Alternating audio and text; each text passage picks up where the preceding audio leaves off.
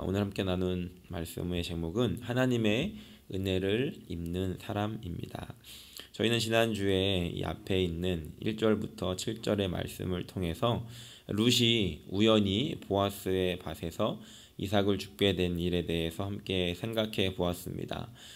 성경은 우연이라고 기록하지만 그것은 하나님의 우연처럼 보여지는 인도하심이었다는 것입니다. 룻은 그것을 알지 못한 채 열심히 떨어진 이삭을 주우며 저녁거리를 준비하고 있었습니다. 오늘 함께 읽은 말씀은 이제 보아스가 그 룻을 알아보고 그에게 선대하는 장면을 기록합니다.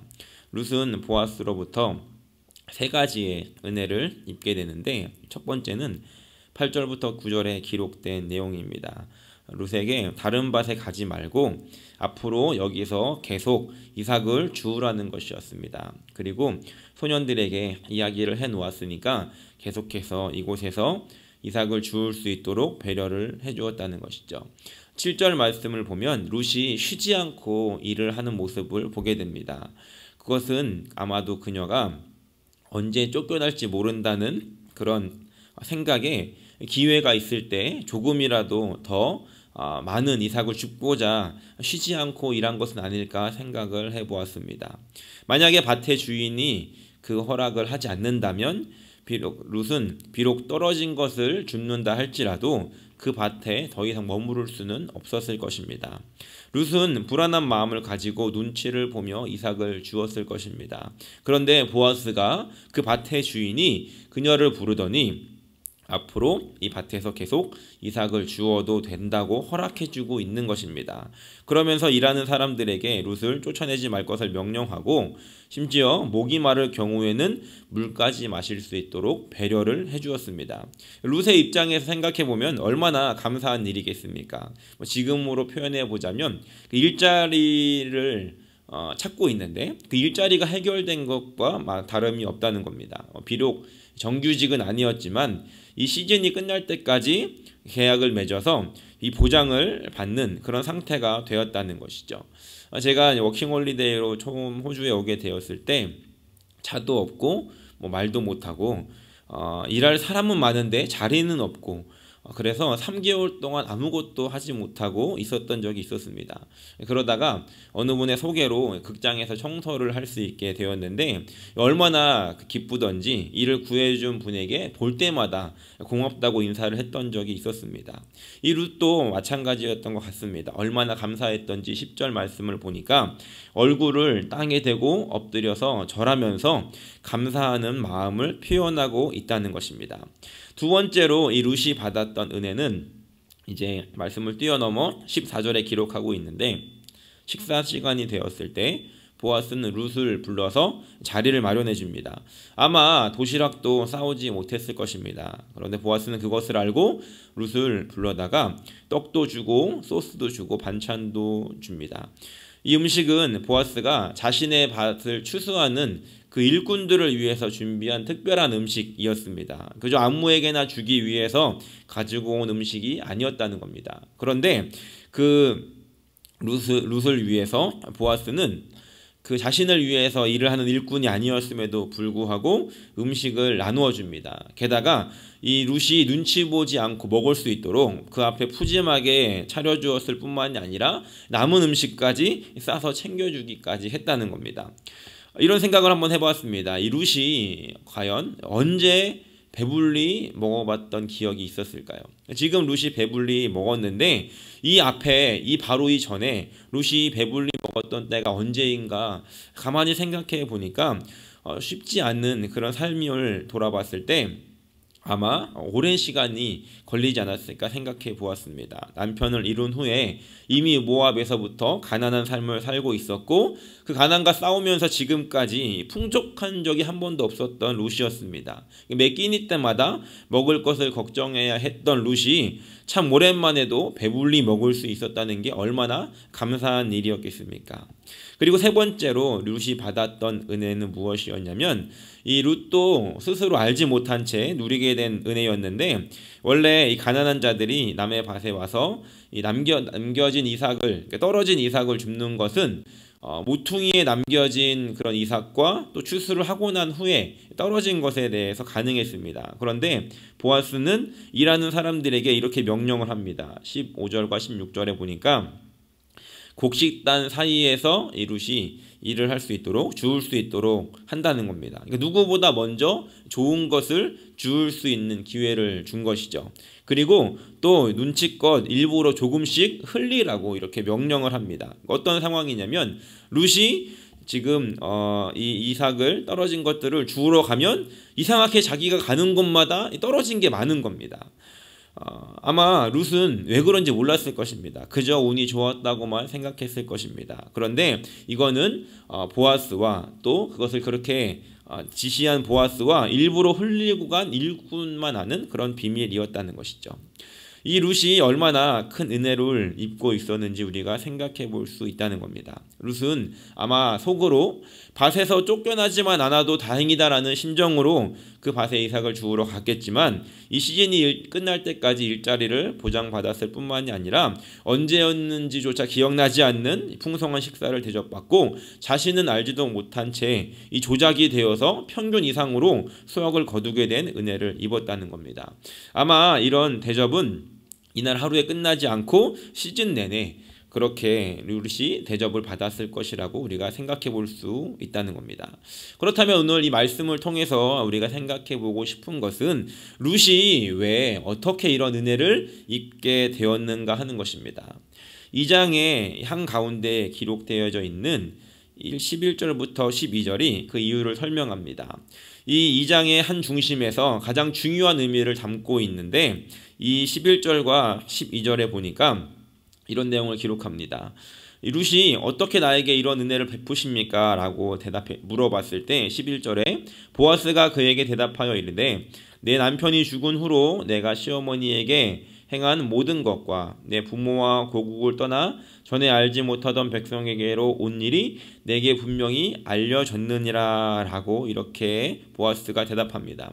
룻은 모르고 있었지만 룻에 대한 이야기가 이미 온 마을에 다 알려져 있었다는 겁니다. 룻은 그동안 마음고생 또 몸고생 하면서 쉽지 않은 삶을 그렇게 살아오다가 이제는 모든 것을 다 포기하고 어찌 보면 피 한 방울 섞이지 않은 시어머니를 따라 그 시어머니를 위해 이방 땅에 오게 된 그 일들에 대해서 모든 사람들이 알고 있었다는 겁니다. 룻은 이것을 누가 알아주기를 바라고 하는 행동이 아니었지만 사람들은 알고 있었다는 것이고 보아스도 이미 그것에 대해서 다 알고 있었다는 겁니다.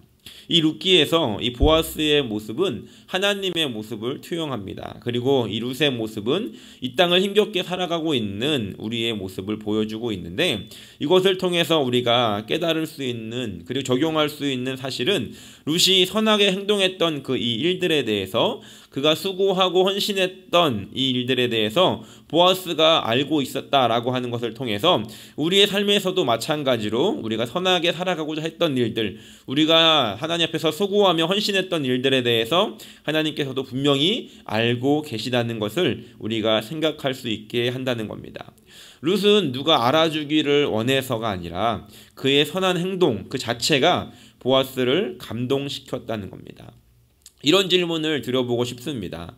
룻이 그의 삶을 통해서 보아스를 감동시켰듯이 우리의 삶에 하나님을 감동시키는 일들이 무엇이 있는가 하는 것입니다.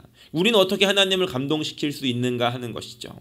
아마 어떤 분들은 대가를 바라지 않고 했던 많은 일들이 있으실 것입니다. 성도님 중에 또 구역 식구 중에 누군가 어려움을 당할 때 힘든다라고 할 때 그저 가서 도와주고 섬겨주었던 일들, 교회를 위해서 보이지 않는 곳에서 눈물을 흘리며 헌신했던 일들, 누가 알아주지 않아도 보이지 않게 돕고 섬겼던 그 일들, 하나님께서는 그것에 대해서 이미 다 알고 계시다는 것입니다.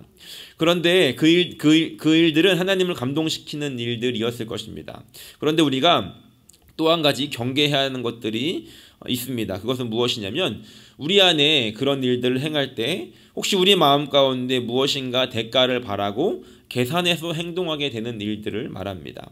감동이 언제 사라지는가 생각해 보니까 무엇인가 감동을 받았는데 알고 보니까 나에게 원하는 것이 있어서 계산적으로 행동했던 일을 알았을 때 우리는 그 감동을 놓치게 됩니다. 그 감동이 사라지게 됩니다.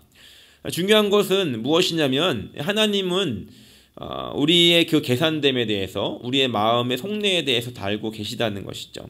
마음을 감찰하시는 하나님께서는 우리가 왜 그렇게 행동하는지에 대해서 이미 다 알고 계시다는 겁니다.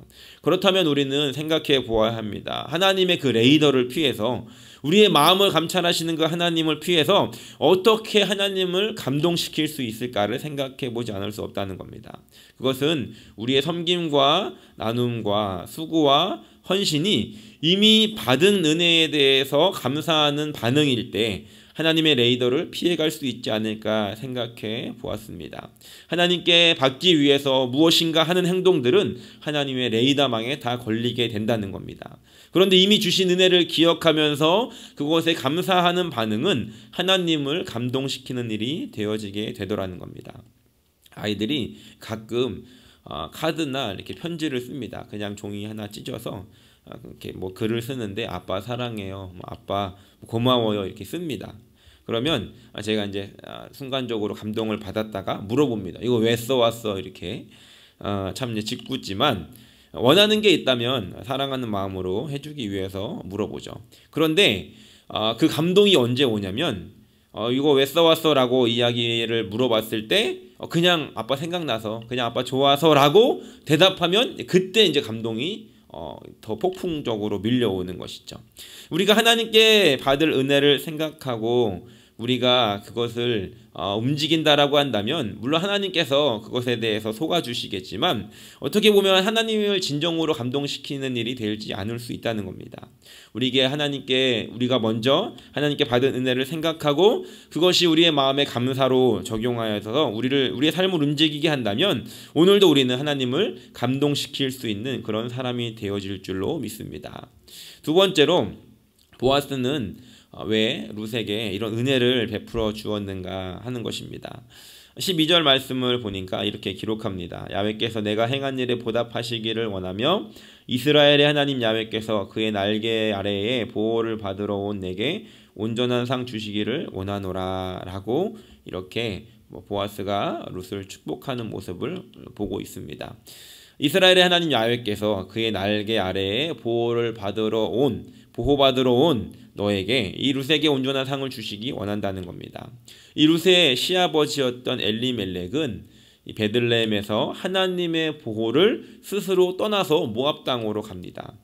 그곳에서 만났던 이 가족의 어려움들은 하나님의 심판이라기보다는 그 하나님의 보호하심이 거두어짐으로 인한 결과였다는 것이죠.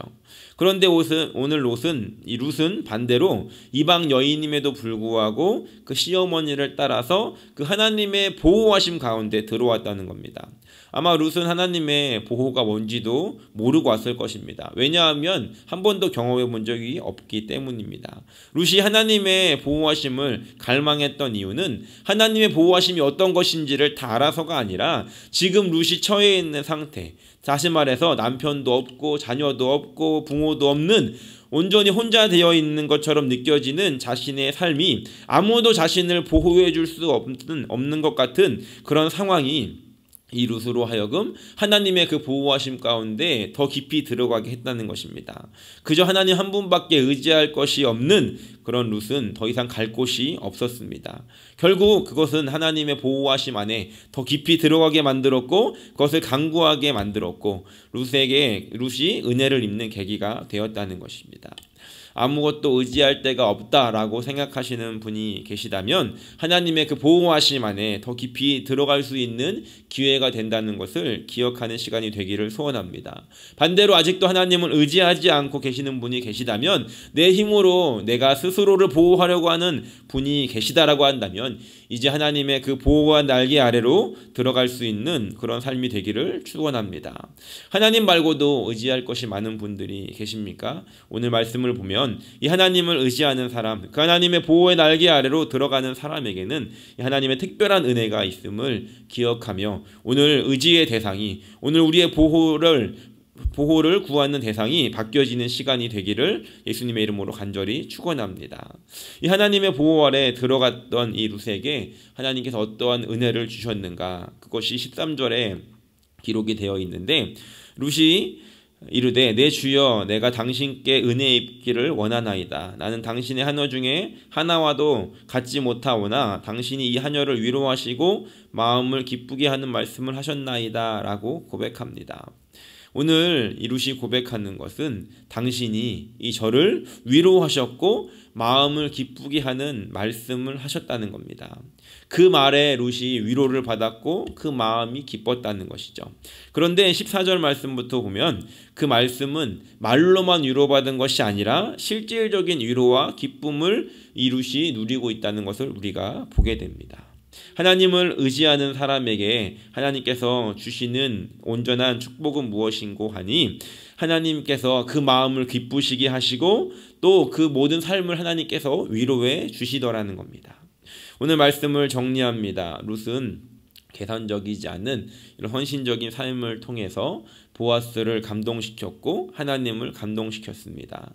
오늘 우리의 삶도 무엇을 바라기 때문이 아니라 우리에게 이미 주신 은혜를 감사하며 이미 받은 것에 감사하며 하나님을 감동시키는 삶을 살아가는 저 여러분들이 되기를 소원합니다. 그리고 하나님을 의지하는 사람은, 하나님의 보호하심 안에 들어가는 사람은 하나님으로부터 위로와 격려와 또 칭찬을 받을 뿐만이 아니라 그것을 실질적으로 누릴 수 있는 그런 하나님의 사람들을 보내주시고 또 하나님께서 일하고 계심을 우리가 기억하며, 오늘 룻의 삶과 그에게 베푸신 그 하나님을 우리가 기억하며 오늘도 그 하나님을 의지하고 하나님을 감동시킬 수 있는 그런 저 여러분들의 삶이 되기를 예수님의 이름으로 간절히 축원합니다.